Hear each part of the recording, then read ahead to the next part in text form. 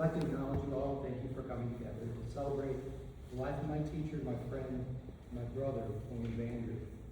To Chandra, I want to thank you for your friendship, your love for Will, and acknowledge everything you are and the strength you possess. We love you. For Master Carlos, whom many of us are here because of him. For those of you who don't know me, my name's Ed Aiken, and I'm a 4th degree black belt in William Vander. If you're a student, you don't know me, that's okay. I haven't been around as much as I would have liked these last few years. If you knew Will, you knew he was generous. Needless to say, he was generous with my rank. It's true that that was Will. I met Will in 2008. I just moved here from Los Angeles, where I trained and went to check out the school. Will was a Machado representative, and I'd been training with the Machado since the early 90s, so naturally, I wanted to see his school and how he taught, so I went to a class. Now, many of Will's students have heard the story from me many times, but I want to share it here again to emphasize what I experienced that first time I ever saw Will. See, I'm a lifelong martial artist. It's all I've ever wanted to do. I've dedicated my life to it. And I've been training practically every day since I was 5. I've got extensive experience with many different martial arts, and I'm telling you this because I consider myself as having an educated eye when it comes to martial arts and martial arts instructors in particular. Martial arts is something I'm obsessed with. I moved to LA when I was 17 to specifically train with the instructors there full time. Studying martial arts was my college. Los Angeles at the time was the mecca of martial arts, so it just made sense to go there. The best instructors from practically every style were there. I got to train with some of the most renowned martial artists and instructors in the world, and that includes the Machados. I started training at Higgins and John School in Redondo Beach in the early 90s, where I spent many years there. Now, when I moved to Austin in 2008, I considered myself among one of the first generation who got to train with Brazilian Jiu-Jitsu when it first arrived here in the States.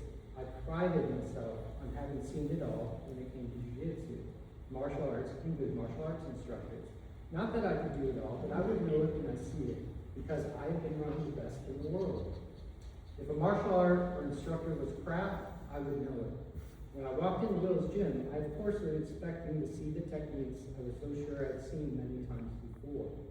Now I knew Will would be good because he was Carlos' student, but I was sure it would be a typical BJJ class with the familiar techniques I was used to seeing. But within the first 10 minutes, I don't think I believed what I saw. Will showed some things I had not only never seen, but I've never even conceived of. And it wasn't that what he was showing was completely unfamiliar. The positions were the same, the techniques were definitely jiu-jitsu, but it was in how he got there.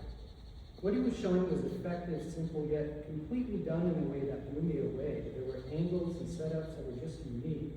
In all the hours I had trained and watched jiu-jitsu being taught, I was certain that I had a pretty good grasp on jiu-jitsu, but when I saw how Will was doing it, as I said, it completely shocked me. I was sure it was some sort of BJJ voodoo. Now, there's no way I could have been training for as long as I have, and not only to be shown something new, but shown 3 things new in the first 10 minutes. Things so extraordinary, angles so unique, that I would end up thinking about it nonstop for the next week, something I would do after every class since. So thinking about what I experienced over that first week, being the knowledgeable martial arts I tried to figure out how he did what he did. And the only conclusion I could come up with is that Will had some sort of superpowers. I was right. Needless to say, I signed up immediately, and I got to know Will. We became good friends, and it has been one of the greatest privileges of my life. Now, people joke about it, but for anyone that really knew Will, he really did have superpowers. It wasn't just the costumes that they wore. Now, before I share this next part, there's something else about me that's relevant. I'm not only passionate about martial arts, but I'm also passionate about learning about the powers of the mind and spirit. I truly believe that we as human beings are all capable of doing amazing things, things beyond what we've been taught are possible, and Will was God's embodiment of that. He truly did things that pushed the boundaries of human capability. I'm not talking about jiu-jitsu or physical abilities. And the first time I got a glimpse of this was the very first time in many Will would demonstrate something beyond. Will and I would go out to dinner often and talk about conspiracies all night, something I may or may not be obsessed with. But the first time I saw his other abilities was the very first time we went out to eat. On the way back, we were talking about some crazy, but what I considered interesting things. Now, you have to appreciate the setting. Will was driving us back home. Okay? I was sitting in the passenger seat. There was a bit of a lull in the conversation. We've been talking for hours. So I was sitting there, I was thinking about a subject I wanted to bring up with him, but I wasn't sure if I should. I was thinking about asking him about an even crazier topic. It was some stuff I experienced in my life. And even though we'd already talked about some wild things, I didn't know how he would react. I didn't want him to think I was nuts or you guys, so we'll just leave it as something crazy I was pondering. I wanted his opinion. So I was sitting there literally thinking in my head, should I ask Will about this? I didn't say anything. I didn't hint to him that I wanted to ask him about that specific question. I was just in my head asking myself, should I ask Will about this? And that's when he answered me. He said, yes, you can ask me that question if you want. He literally heard my thoughts as he was driving while being legally blind. That little fact I didn't know, by the way. That's both amazing and terrifying. All I knew was that this guy had heard thoughts in my head as if I had spoken them and he answered me out loud. That is mind-blowing enough. As I stated, I didn't know he was legally blind for like 6 months. We were sitting in class and I threw a water bottle at him. And it looked like he was looking at me, but he didn't respond, he didn't react. So I asked him, I go, what, you didn't see that? And he said, oh, you don't know. And that's when he showed me the article of him being shot and blinded. And slowly, as I was reading the article, the horror of all those times I rode in the car with him. Needless to say, he's left an impact over the more ways than that. It's true. But it was at that moment, reading about his ordeal, I truly realized that Will was something very special. I was so intrigued with how he could do what he did, how his mind worked, how he overcame that tragedy, how he could drive. How did he come up with so many unique finishes and angles in jiu-jitsu? So I asked him about it. And Will told me this.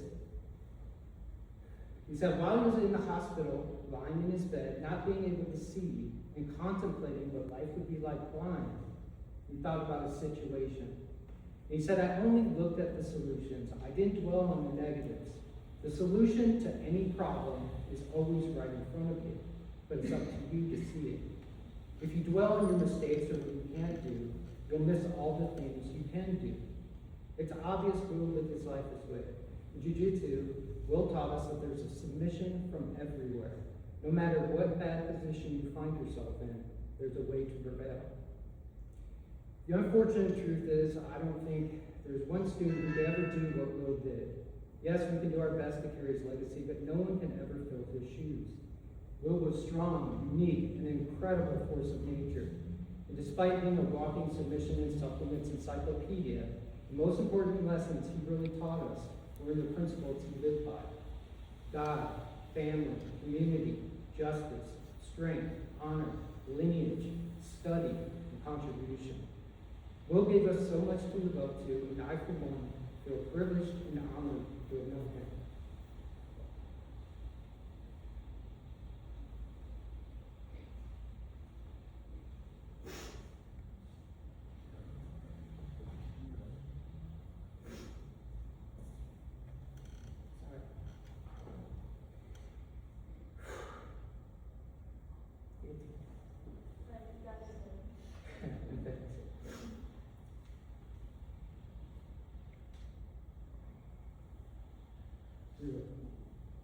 I have no doubt that Will's in heaven working for God's plan. His faith was solid and a guiding principle in everything he did.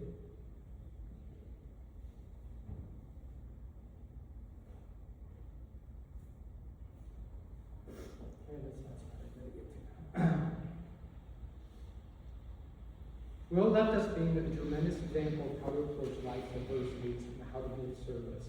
Over these last couple of weeks, I've struggled with this moment.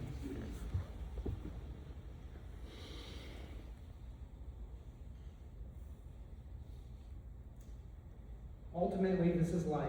But as Will showed us, there's always hope. If you're like me, you often feel like you're driving life blind. But as we've learned through Will, all we need to do is learn to see in a different way, and we will find that the answers we've been seeking have been right in front of us all along. So my teacher Will, I can't wait to see you, my friend. We'll do our best,